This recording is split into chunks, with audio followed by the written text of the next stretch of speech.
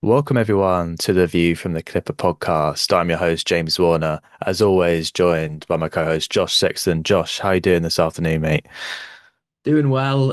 Tough loss to take last night for the Clippers, which definitely got my morning off to a bad start, really, James, as I'm sure is a relatable feeling for most Clippers fans in the UK, sort of, being greeted with the result when you first open your eyes is yeah, definitely a tough pill to swallow. But I've managed to sort of recover and get a bit more reflective about it as the day's gone on. How about you? How are you feeling? Yeah, it's a gutting one to take after two, I think, expected wins. Obviously, I think we mentioned on the pod last week. I don't want to ever take a game for granted in the NBA, particularly the last few weeks. The Clippers' performances just being a little up and down, particularly against teams they're expected to beat. So going into this one, I felt like the Clippers had a great opportunity to really like make a statement, really start to confirm their playing spot and try and fight for, we were speaking last week, fighting for potentially the seventh seed, right, and trying to catch up with the Suns. Um, Obviously the Clippers have got to look behind them because the Portland Trailblazers have been sort of hot on their tail. They sort of came into this with the sort of a joint record pretty much, and yeah, it was a really disappointing loss. At Intuit Dome yesterday, 104-114 loss to the Portland Trailblazers. I watched this game this morning and just I've not seen anything like it in terms of just such one-sided athleticism and rebounding and hustling. Like the Clippers just got completely out hustled in this game, out rebounded. I thought they got out fought just for every possession. The Blazers just seemed really up for this game. And I think in their favor probably had like the right kind of profiles to go with it. And I think they've kind of been that team this year, like a team with lots of wings and defensive players that will hustle and will work hard and have, I think, been like a little bit of a surprise for the league this year. And I think full credit to them for the win yesterday. Like we can definitely touch on where I think like the Clippers really let themselves down, but I was quite impressed with the Blazers, and I think they put in like a really impressive performance. And it's a little bit worrying, particularly because I know we're not too concerned about where we finish in the play-in, but this is potentially a team we might face in a play-in, right? Like if a season ends today, Clippers, Warriors, the winner of that would obviously play Blazers and Suns, right? So one of those two. If you, there's a potential that that final game is going to come down between these two teams, and the performance yesterday doesn't fill me with a lot of confidence going into that game now. Particularly a one-off game. If the Clippers are playing like this, fortunately they're due to play them again, but they've got to go and play them on the road in Portland. So yeah, really disappointed to wake up to this performance, Josh, and really interested to see your thoughts on the game and where you thought Clippers really struggled and what you made of the Blazers, really. Yeah, it's probably going to be the first time in a little while that I talk about the Clippers sort of looking like old and a bit fragile and a bit like just Mm. small, really, to be honest. One of the things that, Drew and I do, my co-host on my NBA podcast, Drew Lasker, and I have been speaking about a lot this season, the idea that the NBA, basically the key to being a good team in the NBA these days is having youth, having athleticism, and having length. And that's kind of how it felt like there was a real imbalance last night. Like the Clippers aren't a particularly young team. The young players didn't necessarily like put in um like a particularly like energetic performance. We know that March was obviously like a tough month for the Clippers, and last night still kind of falls under that sort of March umbrella of that just really tough schedule for the Clippers. And Portland are one of the better teams that the Clippers have faced at that time as well, even though the strength schedule was generally meant to be easier. Portland, as you've rightly said, have been, a very good team this season. But the Clippers just felt like they were completely like outmatched in this one. And that was like really disappointing. And I think the age factor is like one thing, and it's something that again, as I say, we've not mentioned in a while. We mentioned it a lot at the start of the season when we were losing at like even that Jazz game. Think back to right to the first game of the season. Like I mentioned, I had concerns because the Jazz were like young and energetic and had length, and the Clippers didn't necessarily, would like definitely don't have that by any stretch of the imagination. And then you add into the fact that the Clippers are like, Isaiah Jackson is already not like a big man, is he? But the Clippers were without him, so we're going to have to go undersized at centre no matter what they did off the bench. Nicholas Batum only saw 5 minutes in this one, which like I don't know if it's like one of those chicken and the egg conversations where Tyler comes out after the game and says the Clippers just don't really know how to play small yet. But then to me, at least, like you've left the guy who is probably your best small ball center to only get a few like minutes here and there. I don't know if it's one of those things where like Ty is saying that because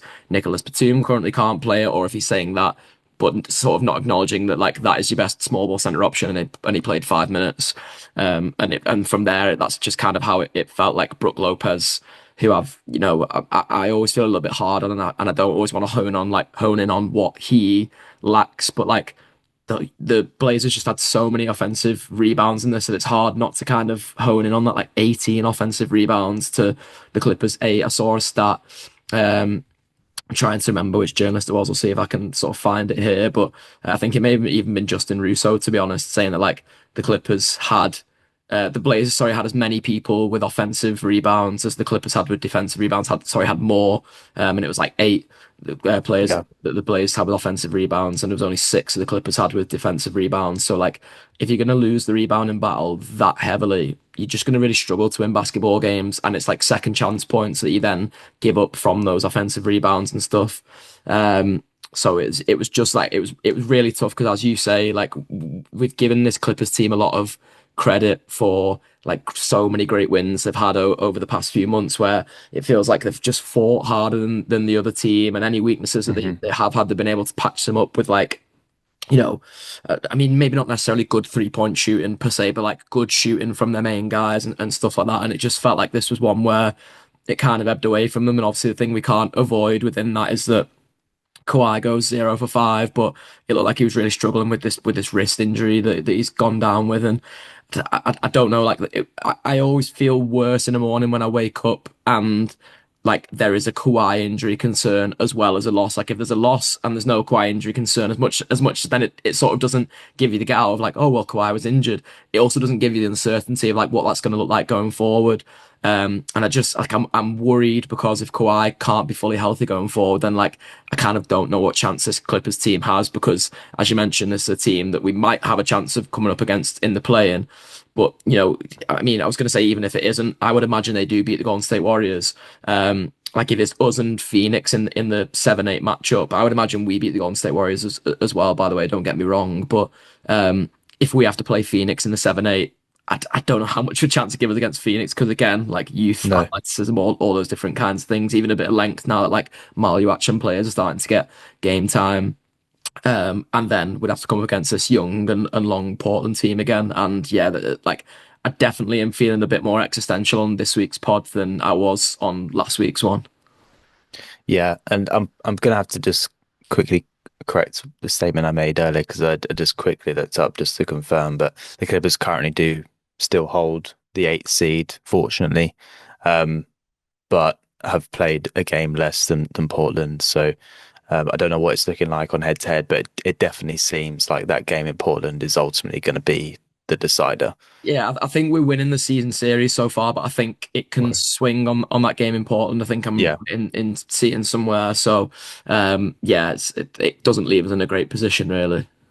no, especially like this is probably the favorable game to go and win, right? Like being at home, you've had what is it, probably a couple of days rest coming into it. Um, the Portland game is really down the stretch, and we'll obviously know a lot more about the season then. So pressure is going to be more on that game. Um, so yeah, this was the one to really show up, and the Clippers really didn't. And yeah, I thought there was some good stats that you shared there, and I think that was kind of the well, it really summed up the game. And I think one thing in particular that I was listening to Clippers talk with the great Adam Osden just before we started recording, and I think Adam said that this is the second most second chance points against the Clippers in the play-by-play era, which is essentially when the league began tracking game event data, which is absolutely insane. So Blazers had 32 second chance points, which is yeah, I can't remember watching a Clipper game when there's been even near as many as that. And even half as much is pretty standard, but the fact that it was over double what the Clippers had in terms of second chance points, I think just completely summed up the game. And was, to your point, Josh, around the 18 offensive rebounds to the Clippers. Eight was obviously part of that, and that just really went to show the difference between the two sides on the night. The fact that that could be done into a dome as well, which I think has typically been a place the Clippers have performed better or had their better performances in terms of energy. Like even that is, I think, shocking in itself. If you would have told me this was on the road against the Blazers, I would have been a little bit more forgiving. But the fact that you've given up that many second chance points, I think goes to show the level of hustle that the Blazers came with, but also their shot making. I just thought that particularly guys like Drew Holiday was really surprised with, and I don't think this is like an anomaly. Drew Holiday is obviously nowhere near averaging 30 points a game, which he had last night, including 7 threes. I think he's averaging about 19, but he's capable of it. We all know that Drew Holiday is capable of that. I think he's had a few other decent performances this year, close to that tally. And then obviously Denny Avdia, who's also an all-star with 28 points, 11 rebounds and 8 assists. I think it was poor games for Darius Garland, who although had 20, I think significant turnovers. I think he tried to keep the Clippers in the game offensively, but defensively, I think left a lot to be desired. Kawhi had sort of a cool 23, but I think when Kawhi Leonard is your highest rebounder, there's really things wrong there. We need other guys to be showing up in that um, particular stat, and definitely comes down to the big men on the team. And it would be good to touch on like the particular rotation at the moment, because I thought, and I've seen this being spoke about by a lot of Clipper fans, and I want to get your thoughts on this, Josh. I think we spoke about this on the previous pod, but it seems like there's definitely a lenience from Ty Lue to be selecting Jordan Miller over Kobe Sanders. I personally think there's, particularly in these kind of games when you're playing younger teams, there's got to be some way he can get both on the floor. Like I personally don't think it's one or the other. I thought Jordan Miller actually had a good game offensively. I think Kobe Sanders would have been brilliant for this game. I don't think it would have done much in terms of rebounding, but I think just a safe pair of hands, someone who's a younger, more athletic, to go at this Portland Trail Blazers team. And I think he's been pretty safe on the defensive side of the ball as well. So I was pretty surprised for him not to get any minutes yesterday. I think potentially, and the only reason I can think is because obviously Nicholas Batum's going to have to play a little bit more. Obviously, there's no Isaiah Jackson, and that was probably the big hole in the Clippers team. And what really hurts the most, I think Yannick Koenig-Niederhauser would have been great last night. I think he would have really, or not, I wouldn't say leveled the playing field, but given the Clippers a chance to sort of deal with this onslaught of athleticism and the lack of rebounding. I think, yeah, that's been one of Yannick's sort of standout features this year. So where did he stand on, I guess, the lack of a big man, and also Kobe Sanders as well? Because and in most of the posts I've been seeing in reaction to last night's game, I've been seeing, questions about why isn't he playing? Yeah, and makes it even sort of, I guess, more head scratching that effectively the rotation was shortened because of Nicholas Batum's like lack of minutes Yeah. to do it is one that you kind of like scratch your head at a little bit. Like if you're not going to play as much Nicholas Batum, like why not play more Kobe Sanders instead of like leaving him for those sort of like almost garbage time minutes really. Mhm. Um, it is tough because a lot of it is kind of like the makeup of this roster, and a lot of it is kind of like you just have to like make do with what you've got. Like it's pretty clear that this roster will go under another overhaul in the summer, and like I don't know the extent to that so far. Obviously, like we still want to focus on the short term, really, don't we? And like hope there's some sort of level of upset we can make in the playoffs. But now again, like when I say about being existential losses like that last night, just do have you thinking about like the roster at wide, and Brook Lopez is going to have another year on his deal, but there are clear like flaws in his game, I think, and even to the point of like there's some stylistic flaws where because Brook is like a stretch five. He's not necessarily going to be that. He's not necessarily going to be crashing the glass. It's not like he, has the youth or athletic ability. I know there's obviously not many players in the NBA who do, Yeah. but have the youth or athletic ability to like, shoot a three and then be immediately crashing the glass on the inside. That's where you kind of do need guys like, John Collins, for example, who maybe sits in the dunker spot while Brook shoots the three, or Derek Jones Jr., who only had 3 rebounds in this one. So like, I'll probably say Derek Jones Jr. is just one of the more overall disappointing performances, albeit I think he was probably slightly better on the defensive end than most of the guys. I mean, 3 blocks. I've only noticed from the box score. It was one of those where it didn't feel like you sort of saw 3 blocks on the eye test, but then you see it on the No. box score and you kind of can't dispute it. But his defense did feel like it kind of stood up. But then, as I say, just wanted a little bit in terms of crashing the glass, maybe, and that again could be stylistic. It could be like instructional from Tyler and the coaching staff. So it is hard because the roster isn't really there. You mentioned Yannick Cohn and Niederhauser being out with injury in this one. Even Isaiah Jackson, I feel like would have just given you that extra little bit of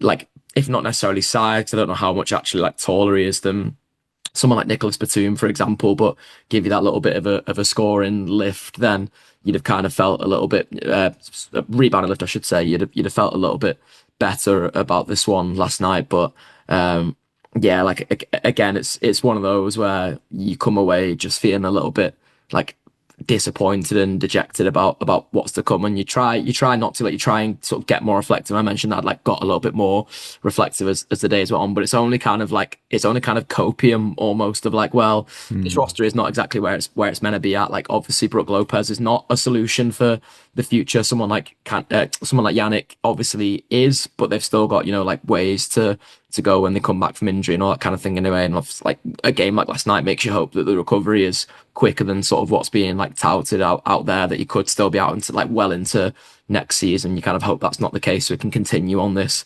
development path, and the Clippers can kind of just put more things in place around there to ensure that like Yeah. the size is there, that the team keeps getting younger, that the energy levels are there, because that was definitely like all the areas you felt like the Clippers were lacking last night. And there's a few more players you'd kind of single out and be like, they should have brought a little bit more energy. Like, I don't just want it to be like singling out Brook Lopez or singling out Derek Jones Jr. or even singling out like a John Collins for example. Because actually, like, if you look at John Collins' stat line, it's pretty impressive on the whole. Really, it's just more of like a, well, if Brook is not going to be able to do this, then you want a guy like John Collins to be able to do slightly more of this. But maybe that's just not what he's like built to do. Maybe it's not what he's instructed to do, and then you kind of have to hope that the Clippers in the future can fix like holes like that in the roster, Yeah. especially if John Collins is going to stay around, which you'd presume, and I sort of want to be the case. Yeah, and I think that context is important, right? Because like it is kind of insane how much, obviously we spoke about this a fair bit, but how much the front office has like turned around this roster from what it was at the start of the season. And I've seen fans talking about, okay, why is Bogdanovich still on the roster? Like, could they have turned him into a third big? And like, yeah, clearly that could have been something they looked into, but potentially it's something that just wasn't feasible at the time. And they're not going to completely sort of foolproof and cover up all the weaknesses of this roster over a single deadline period, which is what they ultimately did, right? This is probably going to take a good few seasons for the Clippers to get back to that position where they can contend for an NBA title. And I think, if we're honest, like, this group right now just isn't there at all, and it's going to take something Kawhi Leonard has never done. Like, this is probably, even this is definitely a worse team than obviously that 2019 Raptors side, right? So like,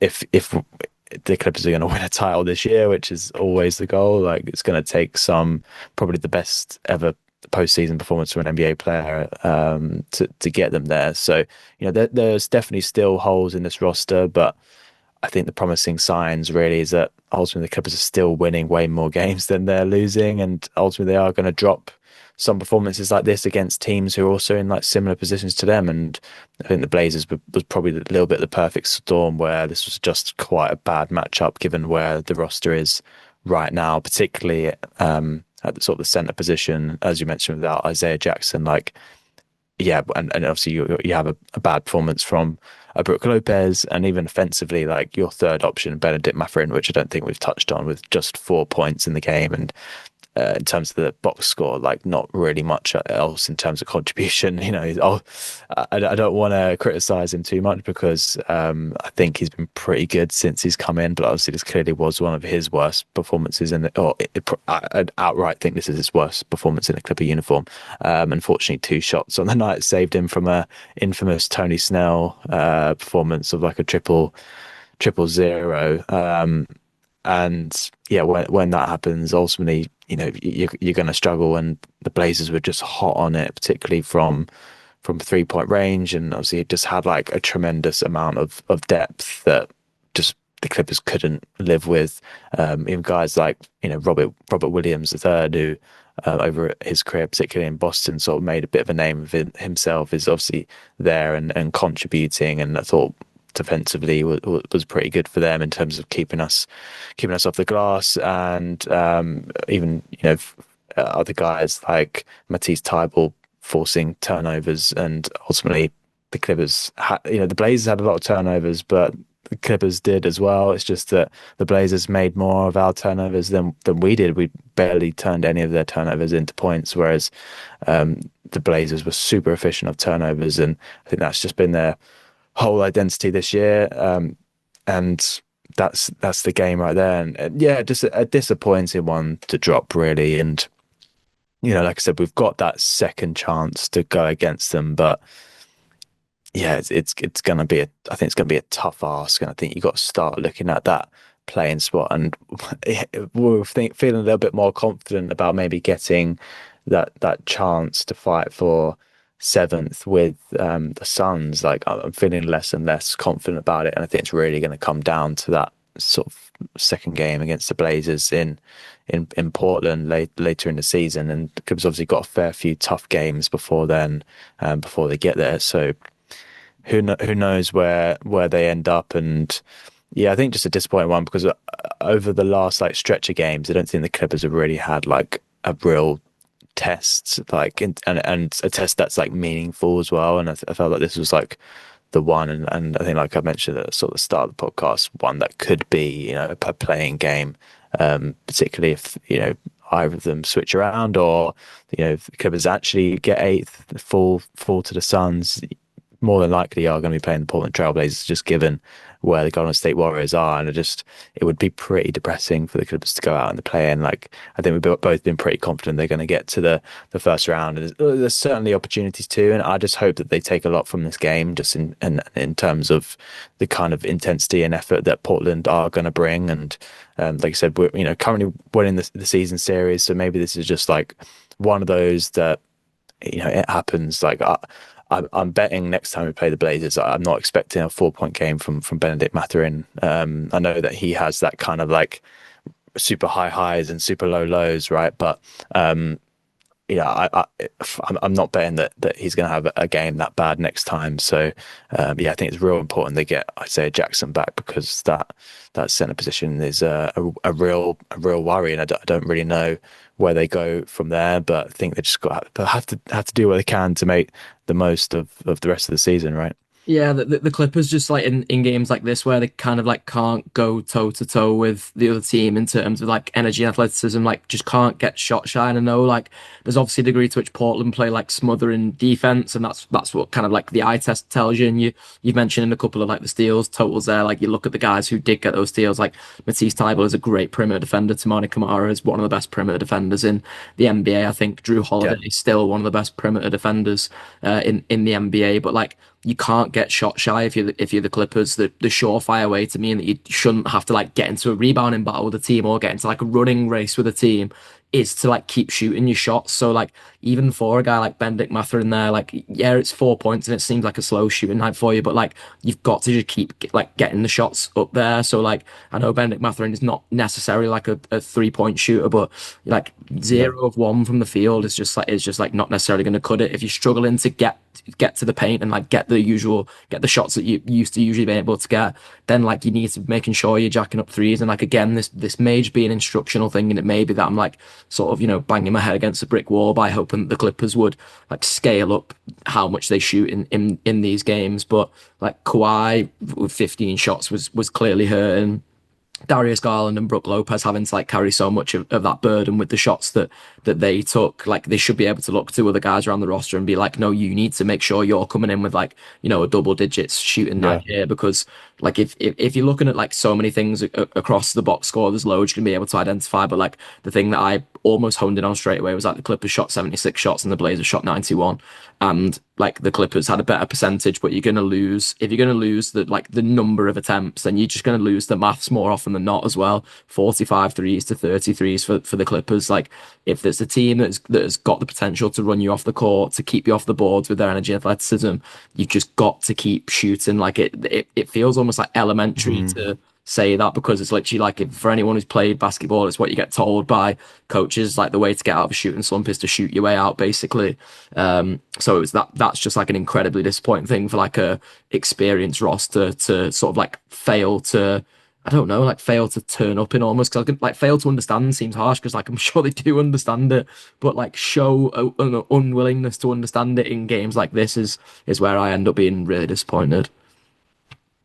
Yeah, I completely agree, and they definitely can do more on the defensive end. I think in terms of generating those extra shots as well. And I definitely admit, like, yeah, didn't see enough in terms of shot making, but also shot creation, which is like the defensive side of the ball, which I think the Clippers have been pretty good at. But this game, when the athleticism is on you, and clearly, like, they locked in defensively, Portland. So I think the Clippers still leave like a lot to be desired on the defensive end. It's kind of like, this is a new Clippers side, and I can't keep comparing it to last year, but that is sort of my barometer, particularly with like Jeff Van Gundy.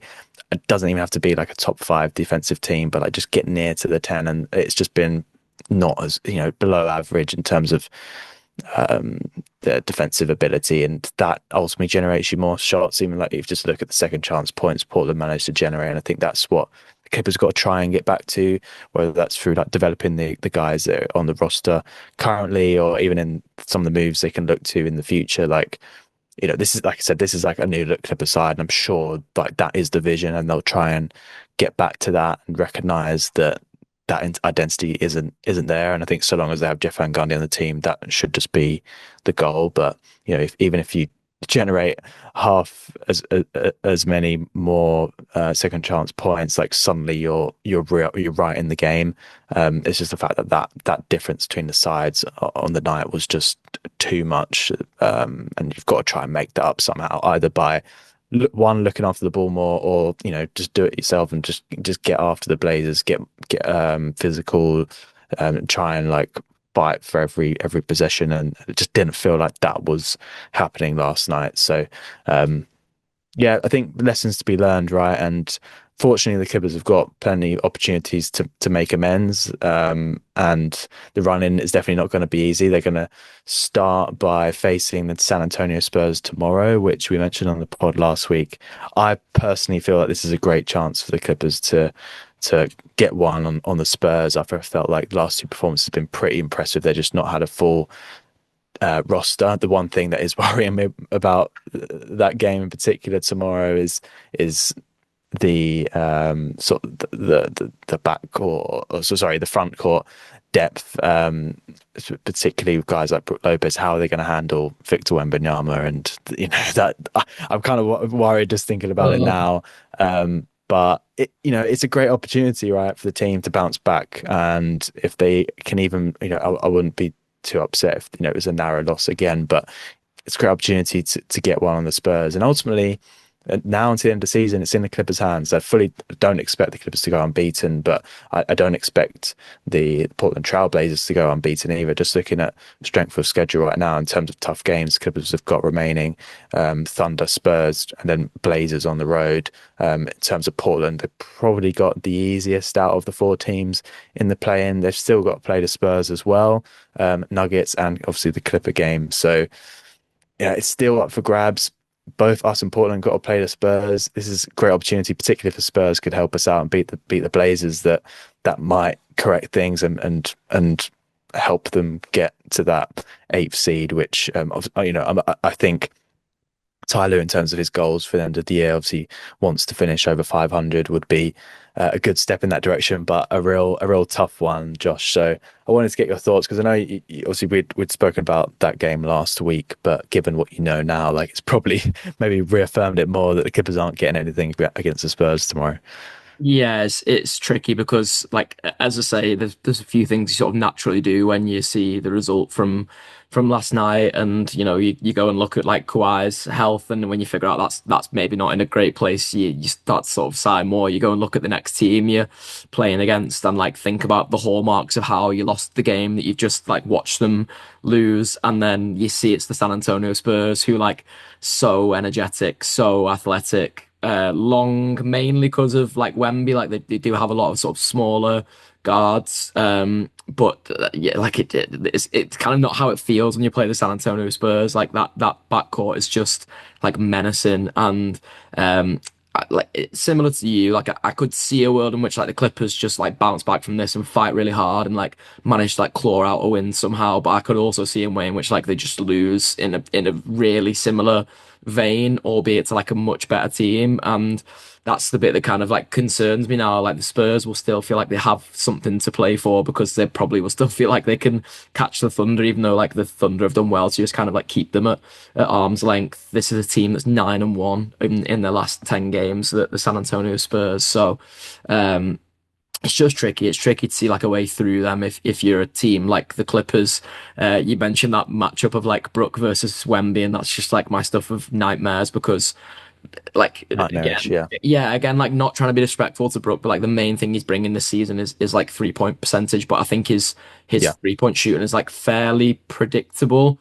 It's just there's a lot of centers still around the NBA who can't necessarily guard the perimeter. Wemby is a guy that can block 3-point shots on the perimeter. So like I don't know, there's gonna have to be a lot of those plays where like Lopez is just kind of like trailing the play almost because he's too slow to keep up with it. And Garland kind of hands it off and he like hits that shot when he's like almost in motion. Like we've seen him sink a couple of those this season. Like that's so away home. Really, like the answer is that it's going to need a virtuoso effort from Kawhi, Garland, and Mathurin. Like Mathurin is going to have to turn around. You're right to mention like he was the name I was looking at when I was like, there are other names we can mention. I just kind of didn't want to do the like. I felt like I'd already threw a couple of people under the bus, so I needed you to throw someone under the bus for me. But yeah, Mathurin was the one I yeah, was looking at and being like, it's just a disappointing night for him. So need a turnaround from him. Garland was actually like again another one of those similar to John Collins, where like you look at the stat line and you kind of can't fault it on the whole, really. But like I'd maybe like to see a few more assists in there if I'm like picking out hmm anything, a few less turnovers, albeit I understand that the Blazers put a lot of pressure on the ball, and it felt like that last night. It felt like Garland was just getting like swamped out of it sometimes, really. So you're gonna get maybe a little bit less of that against Spurs because they kind of don't play that like really intense like on ball defensive style. But like yeah, I don't know. It's still a team that poses you a ton of problems defensively. All the guards are really good defensive guards, can go both ways really. And then yeah, they've got that man in the center who just like it's just a vacuum. And again, when I say about like the Clippers like not allowing themselves to get shot shy. Like Wemby is the guy that all teams get shot shy around because they're scared of like looking like idiots, basically, because he can just block anything that seems within like yeah. I mean his wingspan is 8 feet, so it's pretty like ridiculous. So I kind of don't know how the Clippers get it done. But that means, yeah, maybe we're just setting ourselves up for something beautiful there, James. Who truly knows this Clippers team? Who knows? Who knows? Like I'm all here for the Clippers turning up tomorrow night and sort of putting the bad performance against the Blazers to bed, because that would just overshadow everything if they can get a win there. Very much like how the Blazers game is maybe a little bit of a preview into a playing matchup. Like Spurs could, that game could genuinely still be like a potential first round matchup.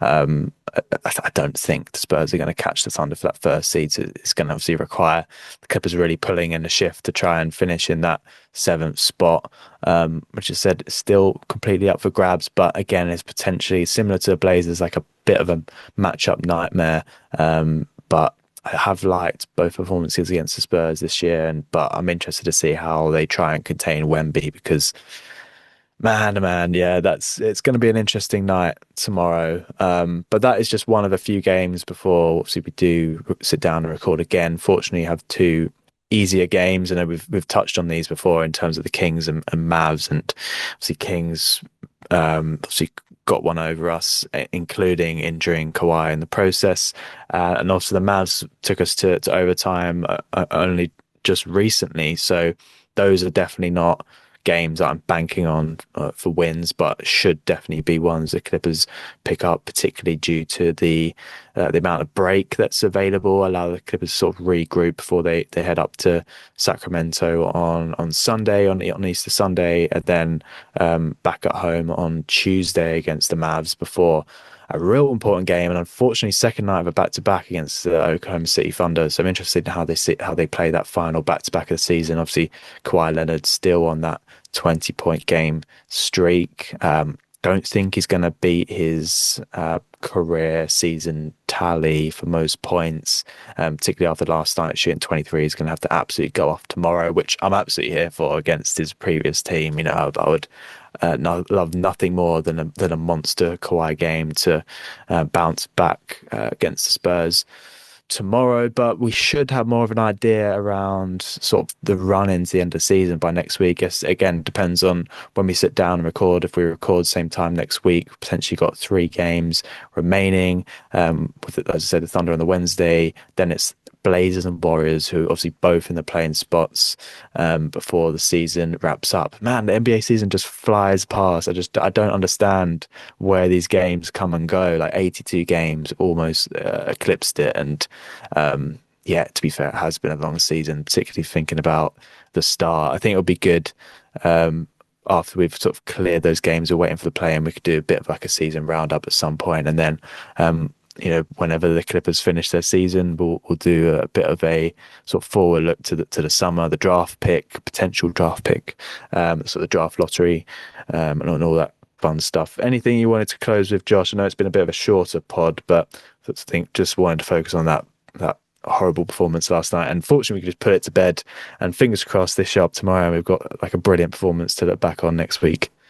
Yeah, I hope I've got more positive things to say next week. All I'll say is, I think like maybe on the last pod of the pod before, we were flexing that the Clippers had like the third easiest strength of schedule. Well, that runway is now officially gone. The Clippers have Yeah, 13th toughest strength of schedule now. So, all those easy games they had in there, which they kind of like made a little bit of a mess of in like a roundabout way, like probably split yeah, too many of them. Yeah, that's gone. This is officially like a pretty tough schedule to end the season. And like I'd say, it's basically only the Kings and Mavs that you're looking at as like surefire wins. Because I mean, if the Golden State Warriors have Steph Curry back for that game, is that the final game of the season as well? That one then. yeah. Final game. Yeah, then Yeah, we'll see about that. they I've not seen any news about him returning, and no. maybe they'll just Hopefully send it before off. I then he don't just know. gets hopefully before then he just gets shut down for the season. But if there's a chance he can come Yeah. back for that one, it just basically makes it a straight shootout again. And that's concerning for the Clippers. Sorry, I'm getting very existential. Yeah, we'll see how it wraps up for the Clippers. I think this goes to show a strength of schedule, especially with like only a few games left. Like you get a few out of the way, then that just flies up. Particularly with the Clippers still due to play the top 2 seeds in the West, right? So, um, yeah, interested to see how they finish. Yeah, I think for me, like I'm just hoping that they do it over 500, and let's get 3 wins, 3 losses, see who we get in the play-in, and go from there. And to me, that's a successful season, particularly when you think about where the Clippers started. Like it's absolutely insane to think like how many games they've sort of won over that period since they obviously started 6-21. It's just amazing. So I don't want to get too down on some of these losses. I think we do have like just such high hopes for this team, but obviously just got to recognize like it's a brand new group, and yeah, excited for the opportunity for them to potentially bounce back tomorrow. So, thanks as always for joining me on this one, Josh. Hope everyone has a good Easter break. Those that are celebrating, and yeah, we'll obviously see how we get on over these next few games and sit down and record next week. Go Clips, go!